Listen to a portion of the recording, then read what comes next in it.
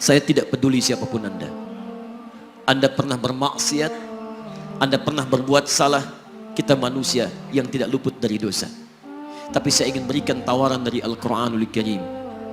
Quran surah keempat An-Nisa ayat 100, posisi paling kiri sebelah bawah.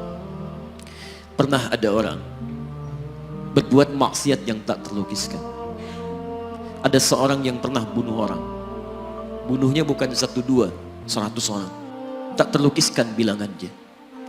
Kriminalitas tidak perlu diukur karena Anda akan lelah menghitungnya. Ketika Allah berkenan memberikan hidayah kepadanya, Masya Allah. Dan hidayah selalu terbuka pada siapapun sepanjang ia mau mengambilnya sebelum nyawa sampai di kerongkongannya. Tiba-tiba datang ia pada seorang alim dan berkata, saya ingin berubah. Alim ini kemudian menyampaikan pada orang dimaksud, Anda bukan berarti tidak bisa menjadi orang baik. Hanya Anda tinggal di lingkungan yang tidak mendukung Anda jadi baik. Keluarlah dulu dari tempat itu.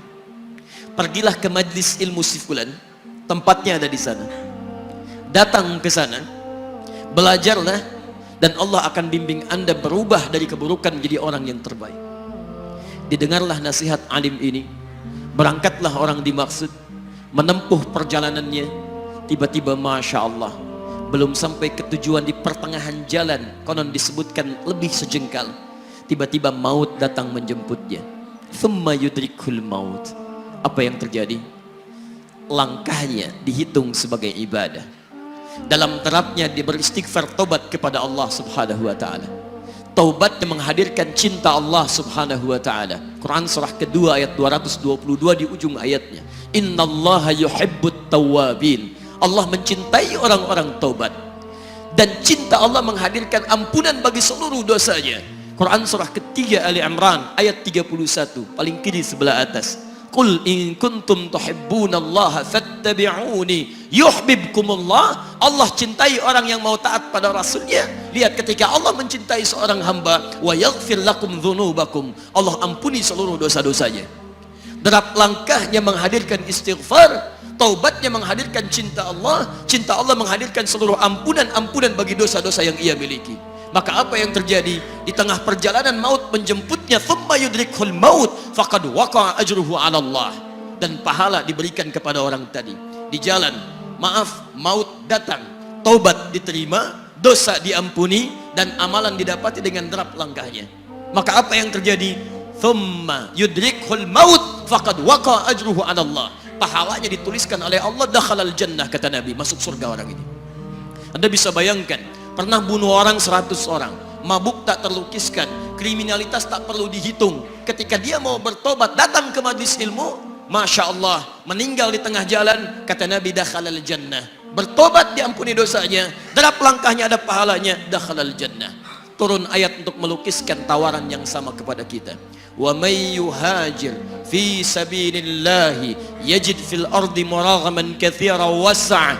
Siapapun yang mau berubah kembali pada ketentuan jalan Allah, kalau dia masih punya batas-batas kehidupan, kami akan berikan kelapangan di sisa hidupnya dan kelimpahan-limpahan kenikmatan selama dia hidup. Wa may yakhruj min baitihi muhajiran ilallahi wa rasulih. Namun bila ada di antara mereka baru ingin berhijrah, ingin berubah jadi lebih baik dalam pandangan Allah dan Rasulnya, tiba-tiba thumma yudrikul maut, baru keluar dari tempat dia tinggal, belum sampai ke tempat dia belajar, datang maut menjemputnya, faqad waqa'a ajruhu 'ala Allah. Kami terima semua amalnya, kami ampuni dosa-dosanya, dan kami tuliskan namanya di dalam surga. Bila 100 orang saja yang pernah dibunuh oleh orang ini, pernah bunuh 100 orang, mabuk tak terlukiskan, kriminalitas tak terhitung, mau berangkat ke majlis ilmu, tak sampai ke majlisnya, meninggal dia, bisa masuk surga. Masa Anda yang tidak pernah bunuh orang? Ada yang pernah bunuh orang di sini? Boleh angkat tangan? Ada polisi di sini, langsung saya sampaikan insyaallah. Anda gak pernah bunuh orang, Anda tidak pernah mabuk, Anda tidak pernah berbuat kriminalitas seperti orang dulu. Salah, wajar, tapi pintu tobat terbuka untuk kita semua. Masya Allah, bedanya dengan orang tadi belum sampai ke majlis ilmu, Anda sudah hadir di dalamnya, langsung di rumah Allah, diberikan tempat yang terbaik, dan kita akan belajar. Kalau dengan semua ini belum mempermudah Anda ke surga, dengan cara apa lagi Allah mesti mengantarkan Anda ke surga? Kalau dengan duduknya Anda di sini belum mau juga bertobat, dengan cara apa lagi Allah harus membimbing Anda bertobat? Kalau dengan seperti ini belum juga Anda taat kepada Rasul, dengan cara apa lagi Allah mesti meyakinkan Anda untuk taat kepada Rasulullah SAW? Karena itu teman-teman sekalian, mari kita pelajari ilmunya, dan dengan ilmu itu akan membimbing kita insya Allah kembali kepada Allah sampai mengajak keluarga kita ke surga insya Allah.